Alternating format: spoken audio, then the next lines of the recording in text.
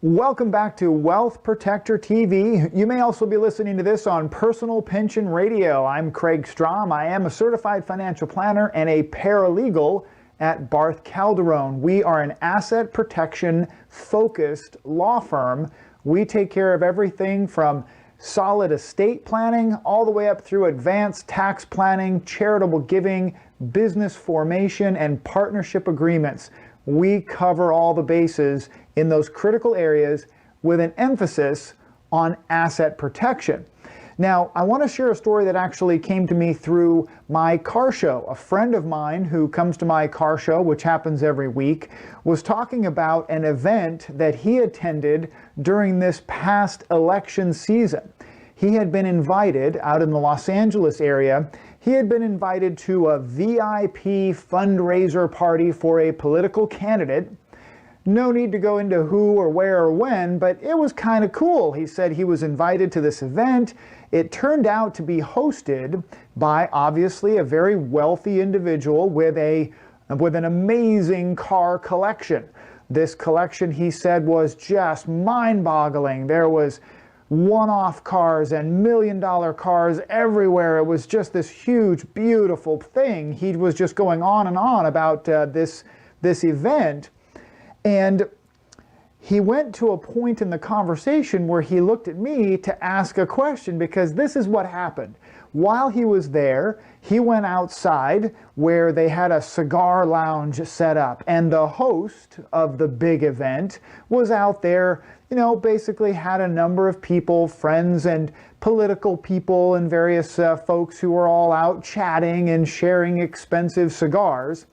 And in the process of the conversation, someone asked, not my friend, but someone asked the host, "How do you have all this? This is amazing," right? And he said something that caught my friend's attention. He said, "This is actually all part of my family foundation." Family foundation? Okay.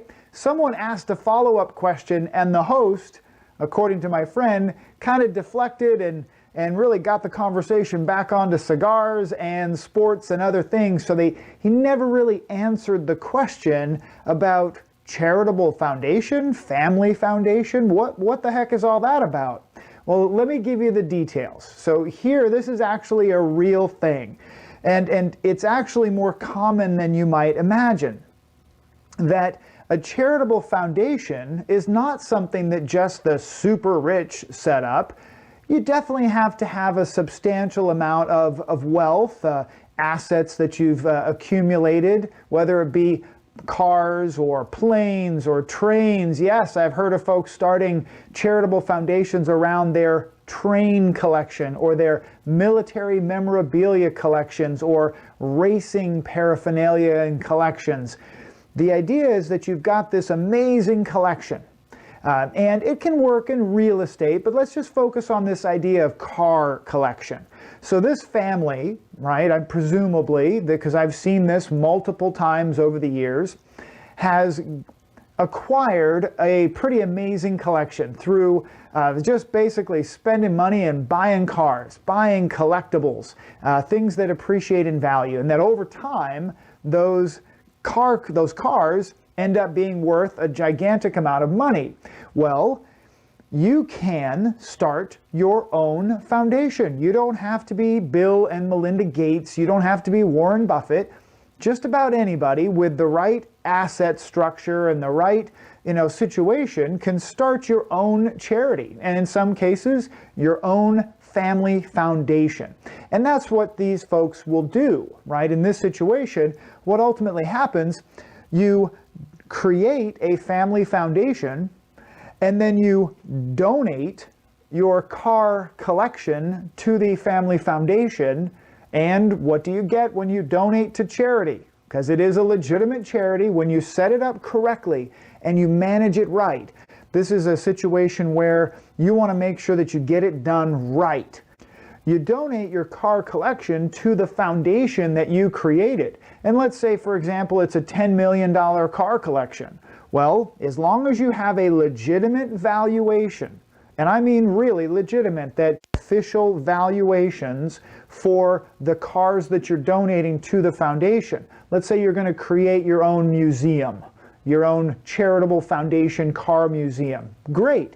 Make sure you have actual valuations done right. Not just, I think they're worth this, or I would put it on Craigslist for that. No, no, no. It better be documented by a professional auto appraiser, a collectible appraiser. Now, you get a big tax deduction for donating to charity. But here's the thing. You now have a foundation, and if you're going to run it like a foundation, you need to do that. You need to keep all of your records separate. You cannot commingle money. You can't pay for groceries or pay for things outside in your personal life through the foundation. It is a separate entity that needs to be managed as such, a separate entity. So when you set that up, now you have a foundation. What do charitable foundations have to do? They have to give away money. They have to have a charitable intent, a charitable mission. So there are very specific, much deeper than today's conversation, very specific rules around how much the foundation has to give away every year. So as an example, just in my area here in Southern California, we have 3 or 4 that I know of, charitable foundations built around family car collections. Truly amazing collections. I've seen 3 of them so far. Amazing. Now, they actually are legitimately set up around a charitable mission that says every year they make donations to charitable causes through the foundation. So when you think, oh, I can just donate my car collection and all of a sudden it's magically free to run and it's easy. No, no, no. That this is a situation where their families are using that collection to continue their passion and share it with others, but also to raise funds. So we'll see, for example, situations that I mentioned where this politician was doing a fundraiser, guaranteed that was not a free event. The foundation, I'm sure, received a donation for use of the museum. And now that money comes into the pool as a resource for the foundation to be able to give out and to distribute to charitable causes, but they are definitely required to be making charitable contributions.